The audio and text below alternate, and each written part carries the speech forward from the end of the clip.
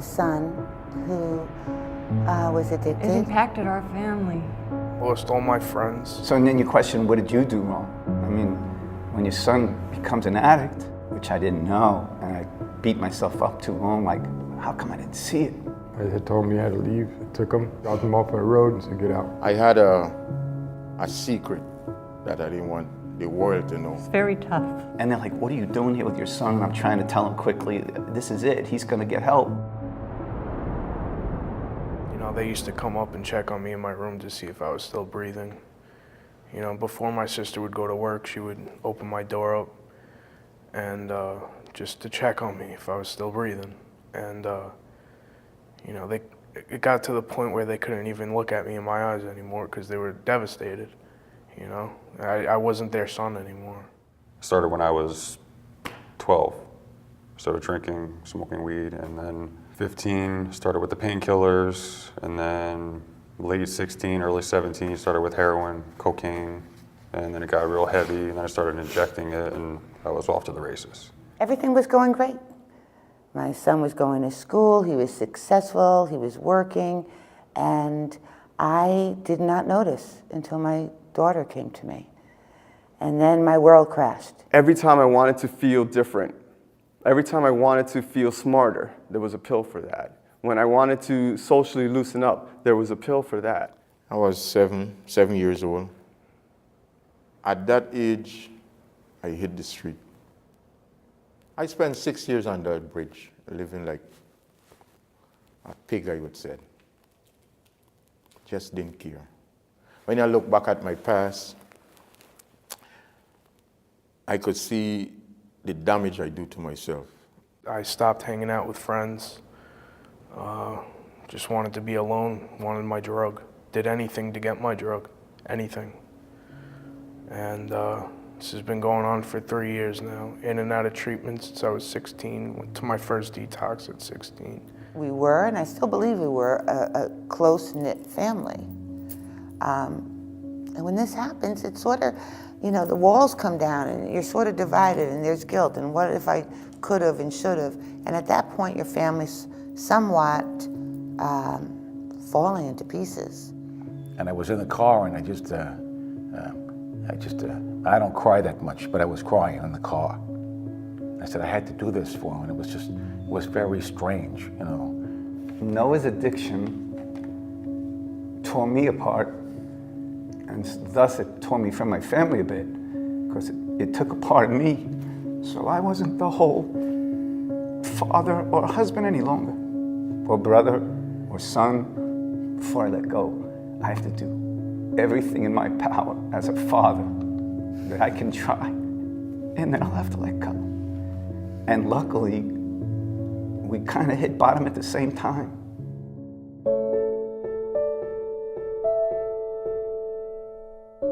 Many times the family coming into St. Christopher's Inn does not know what to expect.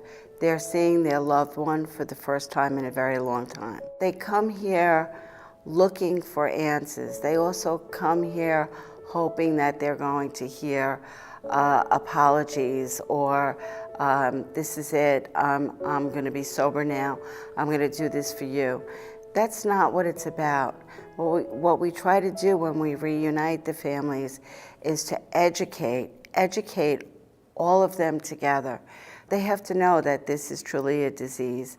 When you're in this field, you find out it's not just that one person that suffers from the disease. The substance abuse is a family disease. The parents, the significant others can be enablers. You know, I'll help you, or you need more money, you know, and they think they're going to save them. Take them back home whenever there's a problem, you know. We know from the reality of what has to be done in the rehab world today that most of these people have to hit rock bottom. The fact that it was a place for my wife and my daughter to come and share with Noah in a safe room like that with other families is powerful. It's powerful. It's a gift. It's a gift. This is an incredible story. I'll keep it brief. Noah was actually on a movie set, starring in a movie. At like midnight, we took off together in a car from where we were to get to the Bronx for him to get his fix. And we had agreed, the only reason I was with him on this movie set, through stories that got me there, was from there, he's going for help. If not, that's the end. And we get surrounded by the cop cars. My son is begging, please don't arrest my father too. Please let my father go. We came, we met other parents, and it was tough love. Tough love for the siblings and for the parents. They taught us that we were enabling when we shouldn't have been. We thought we were helping, and we weren't. The counselors actually cared here. The staff cared here, and that I never felt for in any treatment center. There's something extremely special about this place, and I know a lot of people say that, and now I know why. There's just a feeling here you get that is unlike any place I've ever been, and I've been to a lot of treatments. Where else could people go to where the Cardinal comes to visit them at rehab? The road that I traveled to get here, it's, I would say it's a blessing. You know, to see that wasn't the end of my road. It's a whole different story, man. I would say I call it a new beginning. When my wife gave birth, I was a month out of St. Christopher's, so I had about 6 months sober. And I'll never forget this. I was in the delivery room, and they put my daughter on my wife's chest. And for that instant, I knew the love that my mother and father felt for me. And the same instant, I realized the agony and pain that I caused them, thinking I was only hurting myself. I couldn't imagine if my daughter put me through that. I missed my dad for a very, very long time, and St. Christopher's brought us back together. I was scared in every treatment center to bring him for this program, and my counselor here kind of, not forced, convinced me to bring my father here. And like he said, I felt supported after he left, and it's the best feeling in the world to have a dad back in my life. St. Christopher's, the Graymoor, this mountain is like, there's like a wellspring of love, and it just doesn't seem to end. You know, this is not a place for a paycheck. This is all from here. It's in them to care. You can't teach that. You can't apply for a job and have your boss teach you those skills. It's in you or it's not. And every one of these people has it in them. It was them. It was them and the other residents that made it work. We hope that anybody who walks through these doors has the opportunity to take in and to learn what St. Christopher's Inn, their staff, has to offer. You'll succeed.